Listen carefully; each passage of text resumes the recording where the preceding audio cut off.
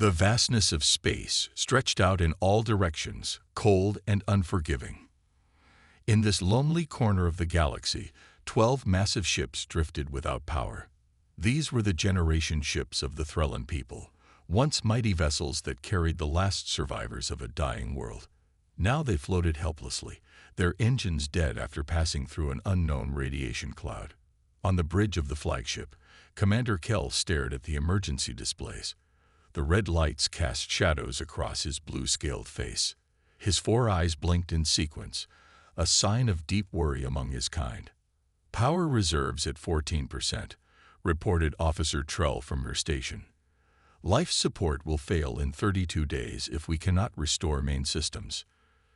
Kell nodded slowly. The situation was dire. Behind him, the bridge crew worked in tense silence. They all knew what failure meant: the end of their species. 2 million Threllans lived aboard these ships, the last remnants of their civilization. "What about this system?" Kell asked, pointing to the star they had drifted near.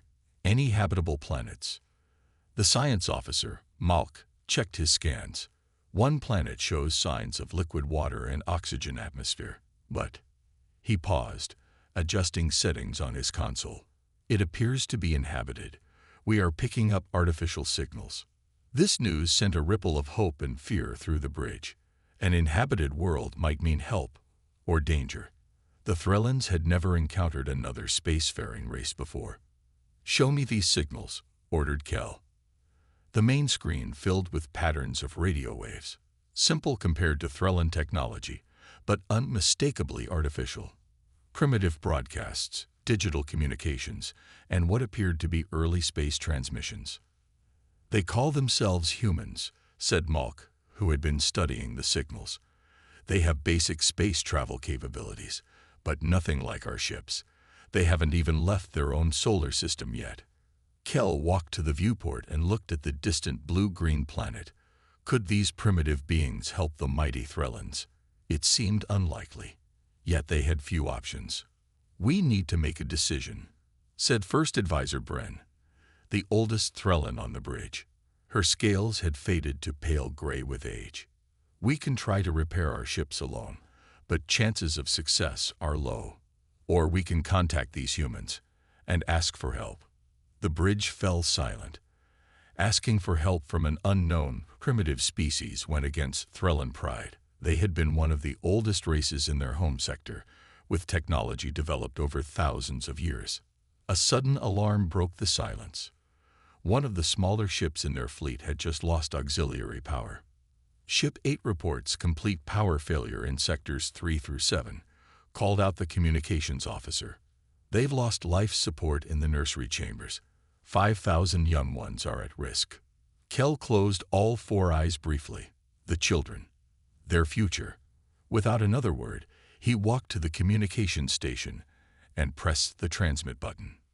"Prepare a general distress signal," he ordered. "Use basic mathematical sequences first, then simple language patterns.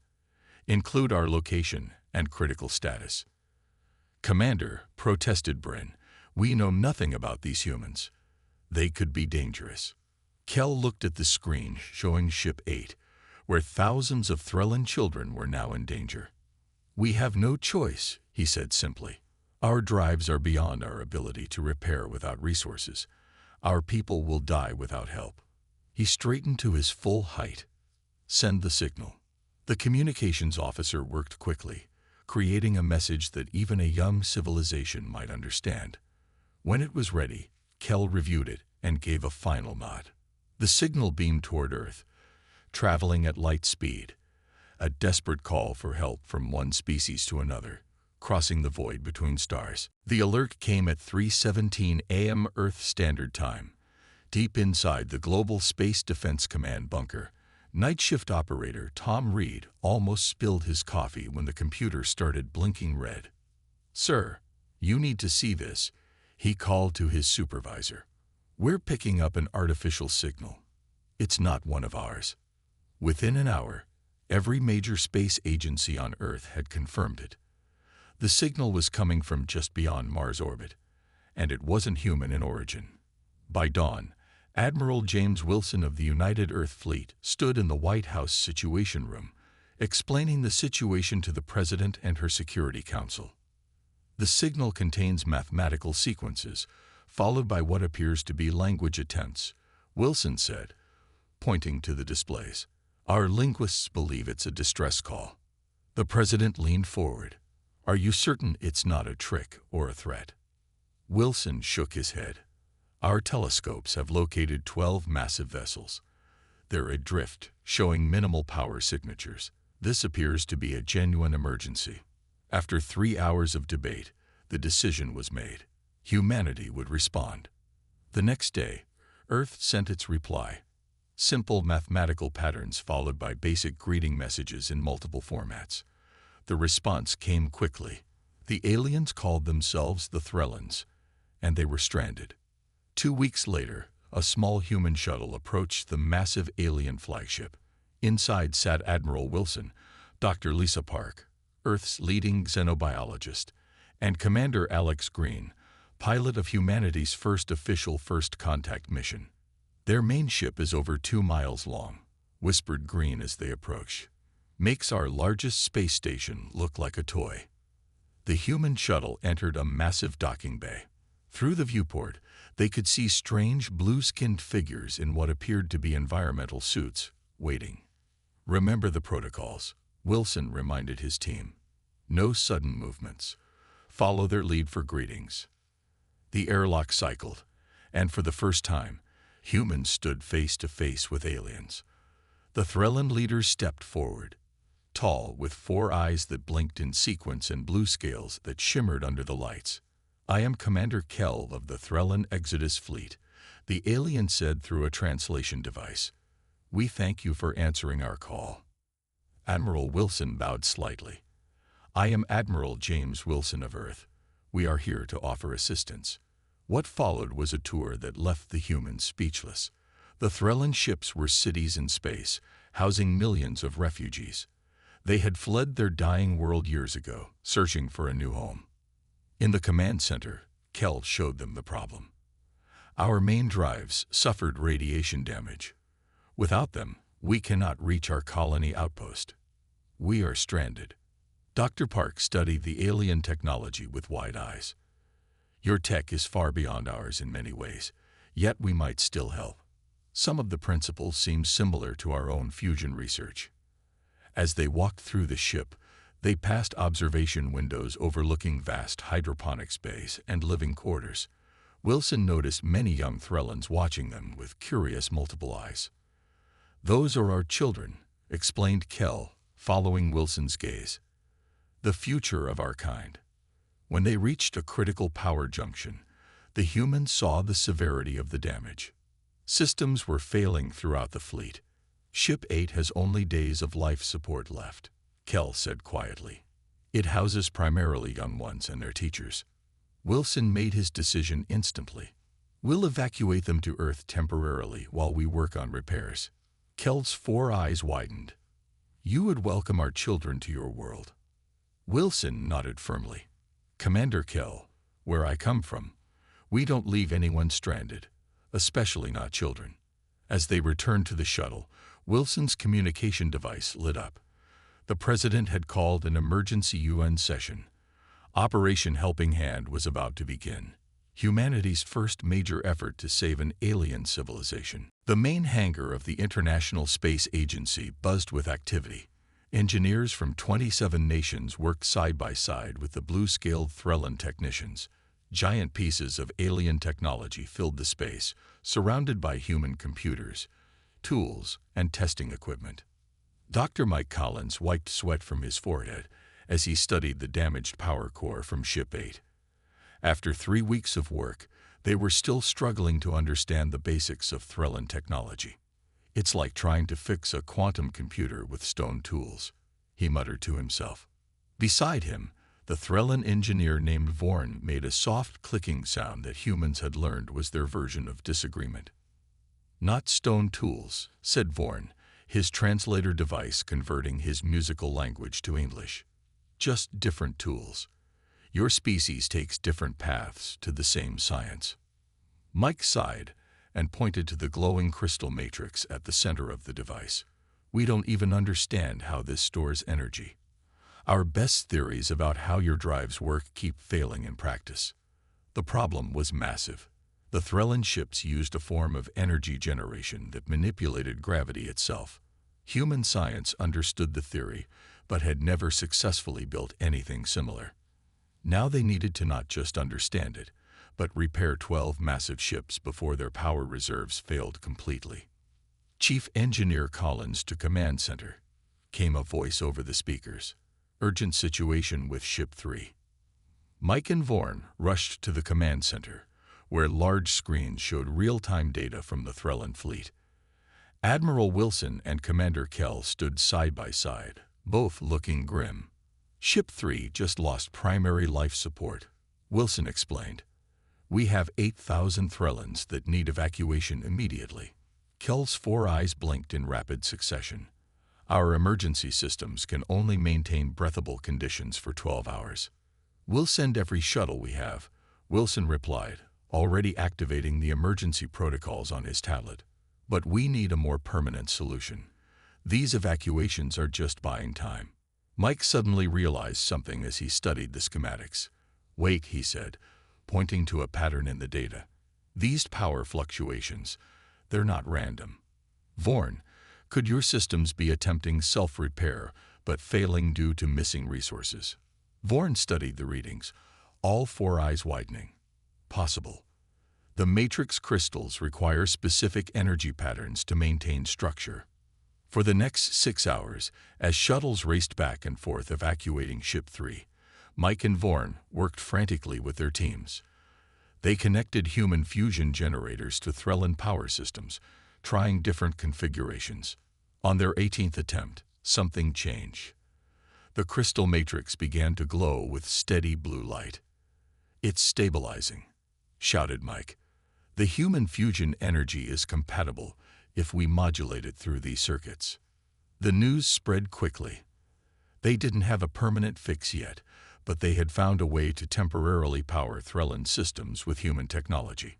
It would buy them weeks, maybe months to work on a real solution. In the temporary Threllan camp set up near the Space Center, families gathered around view screens to watch the first successful power transfer. Cheers erupted from both human and Threllan throats when Ship 3's lights flickered back to life. That evening, Mike sat with Vorn on a hillside overlooking both the Space Center and the Threllan camp. "Your people have been kinder than we expected," said Vorn quietly. "In our history, we rarely encountered others willing to help without demanding much in return." Mike shrugged. "That's the thing about being stranded. Humans have been helping each other through disasters for our entire history. We just extended the circle to include you."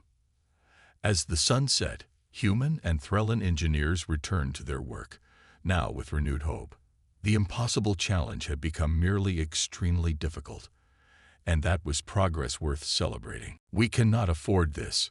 Senator Bill Harris clenched his fist on the conference table. His face had turned red with anger.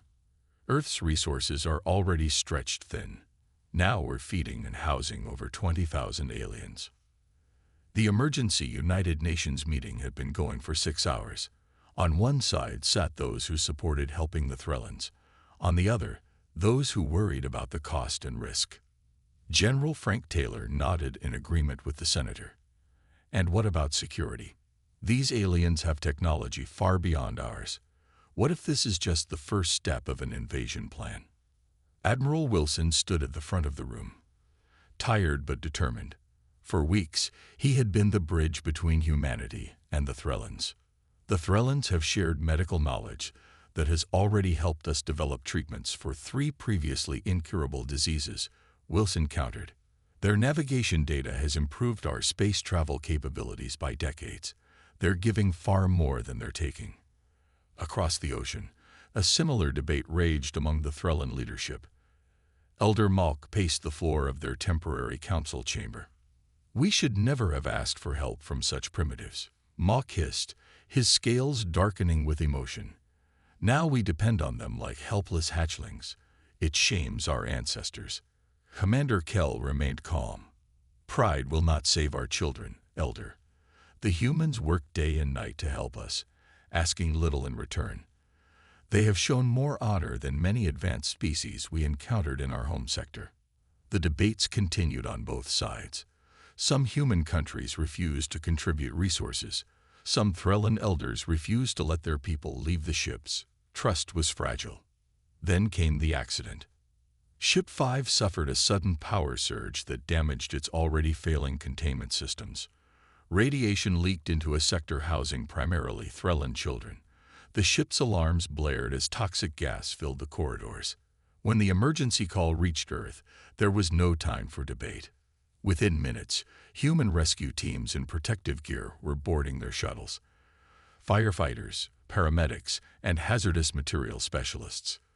Volunteers all launched toward the stricken ship without hesitation. Inside Ship 5, the scene was chaos. Smoke filled the corridors as young Threllans huddled in sealed rooms that were quickly running out of air.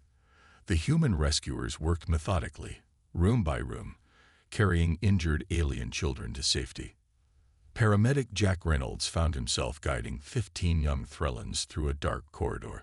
When part of the ceiling collapsed, he threw himself over the children, suffering serious burns on his back. Despite his injuries, he got every child to the shuttle. News feeds across Earth showed human rescuers emerging from the ship, carrying blue-scaled children in their arms.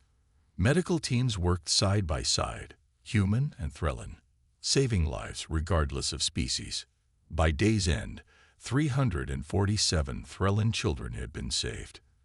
12 humans had been injured, and 2 had died protecting the alien youngsters.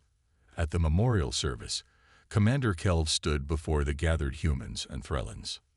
These brave humans gave their lives for children not of their world or blood, he said, his voice thick with emotion.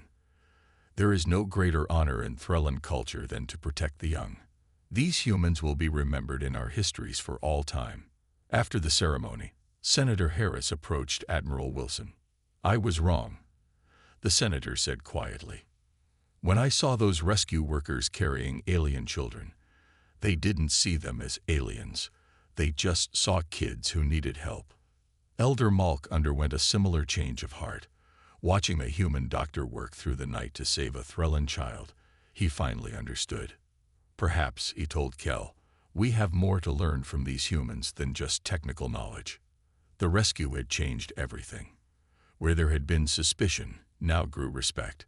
Where there had been hesitation, now came determination. Humans and Threllans would face the challenges ahead together. The main engineering lab had not been quiet for weeks.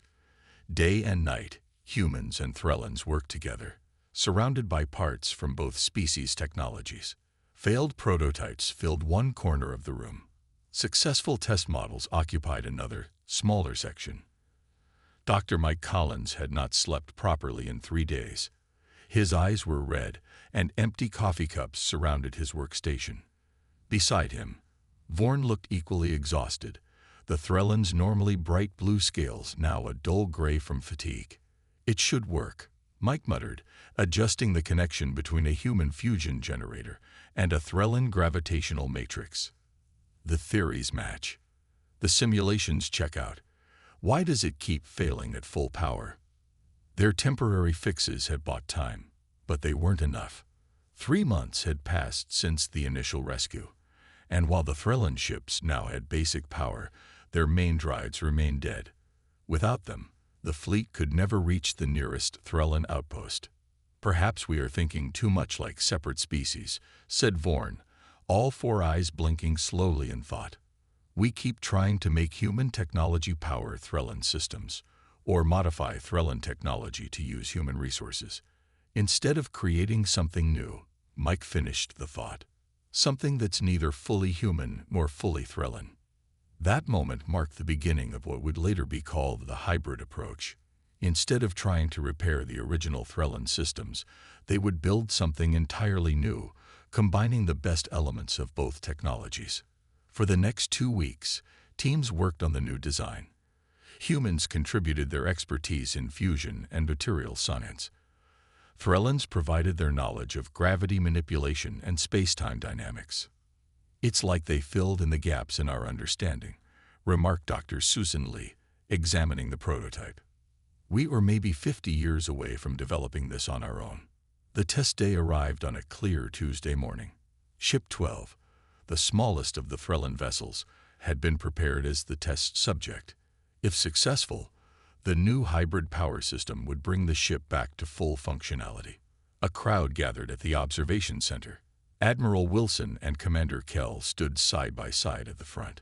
Behind them, engineers, politicians, and families from both species waited anxiously. Beginning power-up sequence, Mike's voice came through the speakers. Initial fusion reaction stable. Gravitational matrix accepting energy feed. On the main screen, they could see the dark Threllan ship floating in space. For months, only emergency lights had flickered along its hull. 20% power, 30%. Vorn counted up slowly. Gravitational harmonics are stable. The tension in the room grew with each percentage point. Previous tests had failed at around 60%, when the systems would become unstable and shut down. 50%, 60%. The room fell completely silent. 65%, 70%. Admiral Wilson reached out and gripped the console in front of him. 80%, 90%. Full power achieved. Mike's voice broke with emotion. The system is stable. I repeat, we have stable full power. On the screen, Ship 12 blazed to life. Lights ran from bow to stern as main systems came online one after another. The massive engines at the rear began to glow with blue-green energy. The observation room erupted in cheers. Humans hugged each other, and even the normally reserved Threllans joined in the celebration, their scales flashing brilliant colors of joy. In orbit, Mike and Vorn floated by the viewport of their shuttle, watching as Ship 12 performed a perfect thruster test, moving smoothly through space under its own power for the first time in months. "We did it," Mike said simply, his exhaustion momentarily forgotten. Vorn placed a four-fingered hand on Mike's shoulder, a gesture he had learned from humans. "No," the Threllan engineer replied. "We did it. Not human. Not Threllan. Together." Back on Earth, Admiral Wilson and Commander Kell watched the test results come in. The new hybrid system wasn't just working. It was more efficient than the original Threllan design. "It seems," Kell said quietly, "that our unfortunate accident has led to fortunate progress for both our peoples." The temporary Threllan settlement outside New Mexico had started as emergency housing. Now, 4 months later, it had become something much more. Domed structures built with Threllan designs, but human materials dotted the landscape. Between them, gardens grew with plants from both worlds. John Miller walked through the settlement's central plaza, carrying a box of old musical instruments donated by his daughter's school. Around him, humans and Threllans moved together in what had become a normal daily routine. "Good morning, John," called Lara, a Threllan teacher. Her scales shimmered with the bright green pattern that humans had learned meant happiness. "Are those the instruments for today's cultural class?" "They sure are," John replied. "Nothing fancy. Just some guitars, drums, and flutes. My daughter says the Threllan children are eager to try them." As repairs continued on the fleet, something unexpected had developed. What began as necessity had blossomed into genuine cultural exchange. In the main community center, human children sat in a circle around an elderly Threllan named Ziv. His scales had faded to pale blue with age, but his voice remained strong as he told ancient Threllan stories. The children listened with wide eyes as he described heroes who had crossed galaxies and faced strange monsters. "And that is why we Threllans always teach our young ones to look to the stars with hope," Ziv concluded his tale. A small human girl raised her hand. "That's like our story of Noah's Ark," she said. "People had to leave their homes and sail away to find safety." Ziv's 4 eyes blinked in surprise. "Indeed. Perhaps you could tell me this story next time." Across the settlement, Dr. Lisa Park stood amazed in the Threllan art dome. Surrounding her were mathematical patterns of light that shifted and changed, creating shapes that seemed impossible. "We call it dimensional art," explained her Threllan guide, Mary. "It expresses mathematics as beauty." "It's the most beautiful thing I've ever seen," Lisa whispered, "like seeing music or touching time." Mary's scales rippled with pleased purple. "Your human music affects us similarly. The way it creates emotion without logical pattern. It feels like a gift we never knew existed." Not all cultural exchanges were so formal. At the edge of the settlement, Mike Collins and Vorn had set up a small area where their families gathered on weekends. Today, Mike was teaching Vorn's 3 children how to fly kites in the New Mexico wind. "Pull gently," Mike instructed, helping the young Threllan hold the string. "Let the wind do the work." The small Threllan gave a trill of delight as the colorful kite soared upward. Nearby, Vorn was showing Mike's son how to use a Threllan star mapping tool. "Your constellations are different from ours," Vorn explained, "but the principles of navigation remain the same." As evening approached, the largest dome in the settlement filled with people from both species. Tonight was the first joint concert, human and Threllan musicians playing together. No one knew quite what to expect. The lights dimmed, and a strange but beautiful sound filled the air. Human violins and guitars played alongside Threllan tone spinners and gravity harps. What should have been chaos somehow became harmony, different but complementary. In the audience, Admiral Wilson leaned toward Commander Kell. "Did you ever imagine this when you sent that distress signal?" Kell's scales showed a pattern of deep blue thoughtfulness. "We hoped for technical assistance. We never expected to find friends." As the music swelled around them, humans and Threllans sat side by side, some holding translation devices to share whispered comments, others simply enjoying each other's company without words. On stage, the musicians reached the final of their joint composition. They had titled it simply First Contact, a piece that began with 2 separate melodies that gradually, beautifully, became one. The desert morning broke clear and cool as crowds gathered at the viewing area. 6 months after the distress signal had first reached Earth, the Threllan fleet was ready to depart. All 12 massive ships hovered in low orbit, their hulls gleaming in the sunlight, fully repaired and upgraded with the new hybrid technology. Below, at the main launch facility, final preparations were underway. Human and Threllan officials stood together on a raised platform, facing a sea of faces from both worlds. News cameras broadcast the event globally. Admiral Wilson straightened his dress uniform as he approached the podium. Beside him, Commander Kell's scales shimmered with formal blue-gold patterns. 6 months ago, Wilson began, we received a call for help from the stars. Today, we see not just a successful rescue mission, but the beginning of a new chapter for both our peoples. The crowd applauded as Wilson unfolded a document on the podium. The Human-Threllan Cooperation Treaty represents something unprecedented in human history, our first formal alliance with another sentient species. In the front row, Mike Collins sat with his family. Beside them, Vorn and his 3 children watched with all their eyes focused on the ceremony.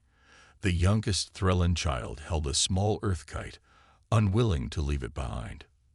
This treaty establishes not just peaceful relations, Wilson continued, but active cooperation in science, culture, and space exploration. The Threllans have offered to guide our ships to establish trade routes and introduce Earth to the wider galactic community.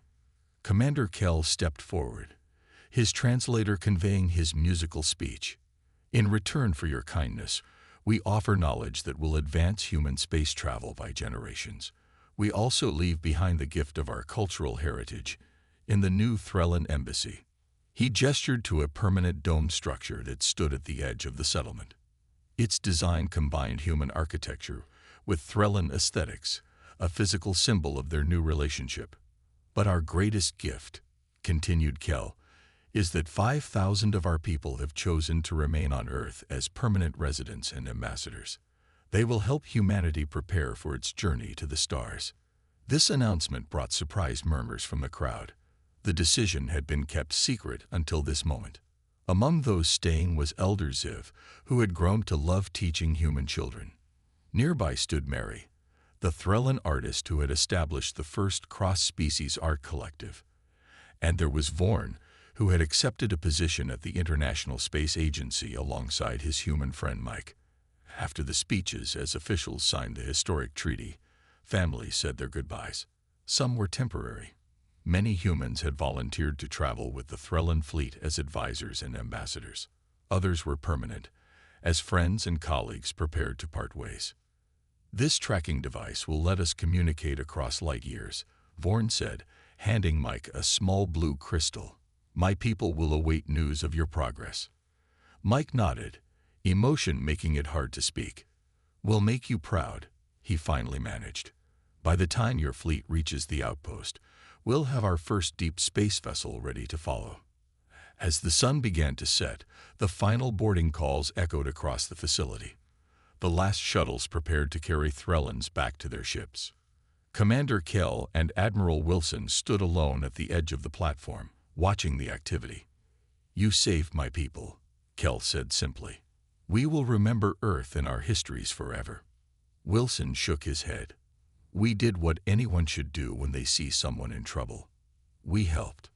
"That," replied Kell, "is why your species will go far among the stars."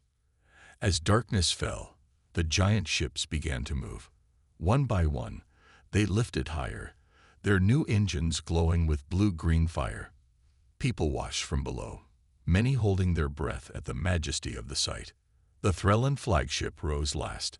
As it reached the upper atmosphere, it fired a brilliant pattern of lights, a Threllan farewell blessing visible across half the planet.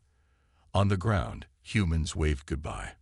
Among them stood their new Threllan neighbors, watching their kin depart while embracing their new home. What had begun with a desperate plea for help had ended with two worlds forever changed, and humanity's first steps into a much larger universe.